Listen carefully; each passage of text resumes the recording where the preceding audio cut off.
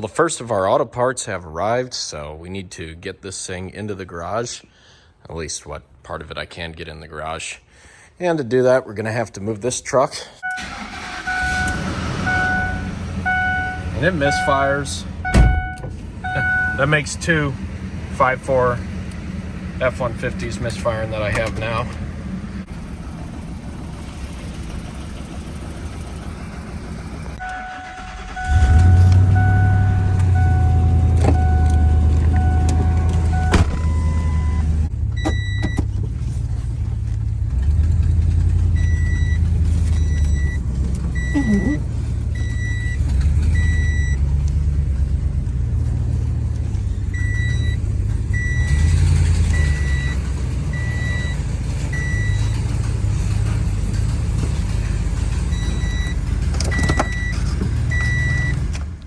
So first things first, as you heard, the truck's misfiring, and I believe it's ignition related, so I've just got 8 plugs and 8 coils that we're going to replace on this thing, and hopefully that takes care of our misfiring.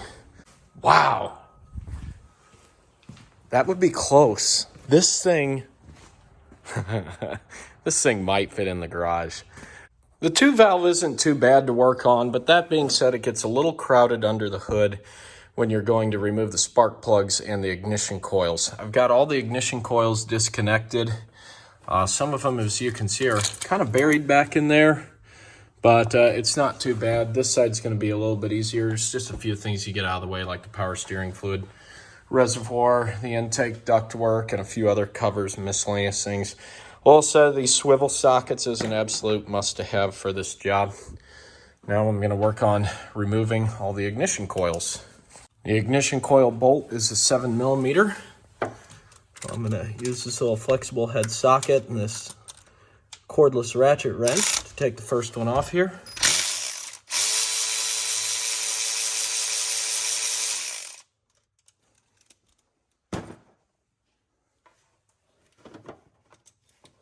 Here's the little bolt. And here's the ignition coil. Now I know that the fuel rail sits right on top of these, but they're flexible, so you can usually just push them out of the way. And out comes the coil.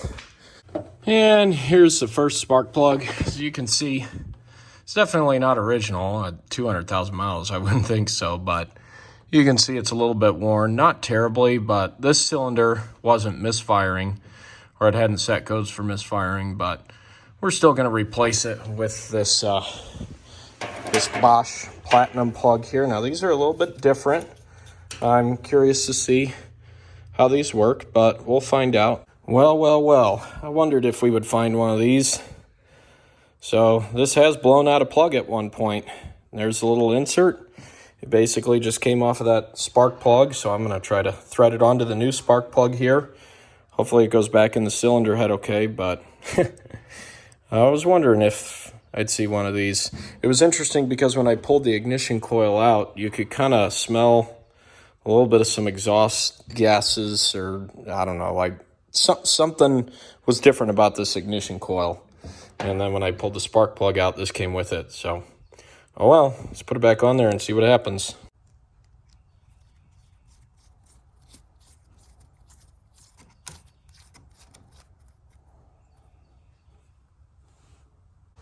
And we got another one.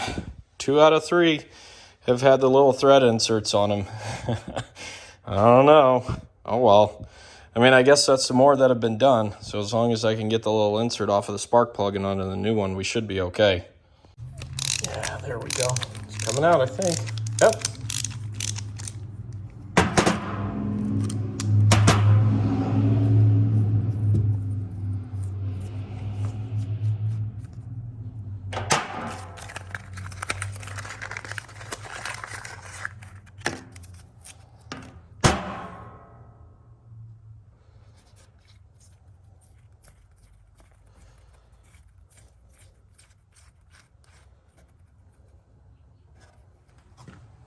The first 4 spark plugs are in. The 2 middle ones have the thread inserts on them. I was kind of hoping the very back one would, because that's the most difficult one to get to.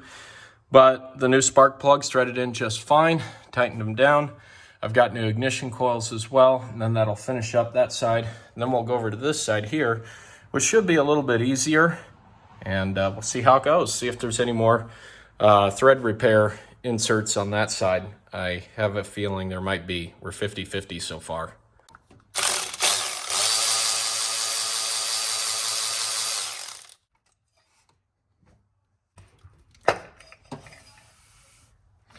Now that coil looks newer,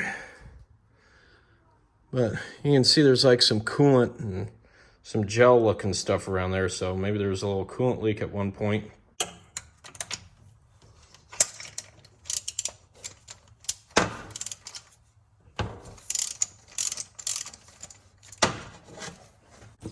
I've only got my 1/4-inch cordless ratchet here, so I just put a little adapter on there so I can slide it right on the 3/8-inch extension and then back the spark plug out the rest of the way.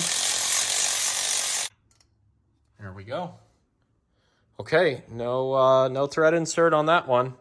Here's a new spark plug. Got it started. Just carefully thread it in the rest of the way with this.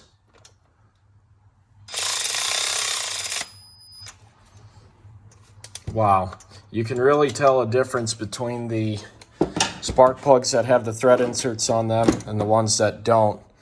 The ones that don't have about half the amount of thread time or revolutions that the ones compared to the ones that do.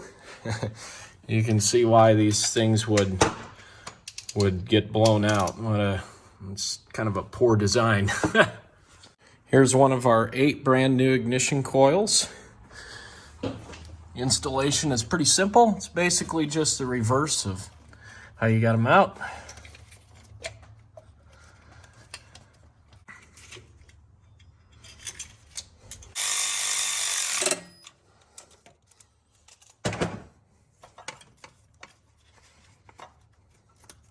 All done. Overall, not too bad. There are a couple little scary points here and there when I was taking the plugs out. Dropped the screw, dropped the tool once, but ultimately got it all done. It's a little tricky, a little tight, but if you got the right tools, especially these swivel sockets with the short heads, that is an absolute must if you want to do this job, along with the little electronic or battery-powered ratchet there. Absolute must for this job. I'm hoping that that fixes the misfire. There will still be a ticking noise because if you look under here, you can see that there's a broken exhaust manifold stud there. But that's coming up in the future. I've got the manifolds and all the hardware. For now, though, I want to see if the misfire is fixed. So let's fire it up. See how she runs.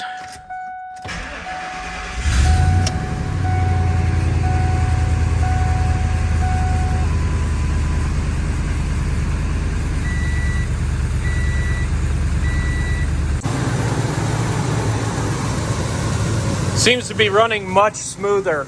It's interesting because when I first started it, I still had a miss. So I was a little concerned, and then I decided to clear the codes and then start it up again. And after I did that, it smoothed out and it's running perfectly fine now. So we should be good. Got my little dash light here, courtesy of the previous owner. There we go. Now I can see my gauges.